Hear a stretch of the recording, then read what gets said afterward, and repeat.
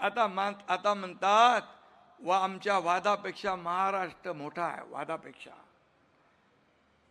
अरे मग मी म्हणतो 20 वर्षापूर्वी वेगळे का झालात? त्यावेळी तुमच्यासाठी महाराष्ट्र काय छोटा होता?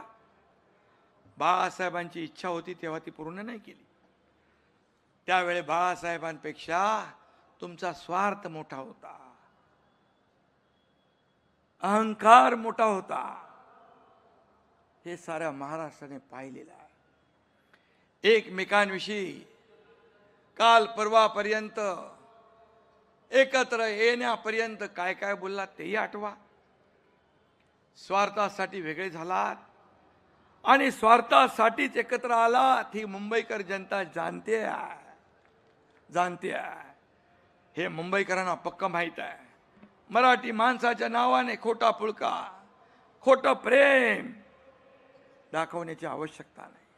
हे पुतना मावशीचं प्रेम आहे, हे खरं प्रेम आहे. आणि म्हणून मराठी माणसाने सावध राहणं आवश्यक आहे.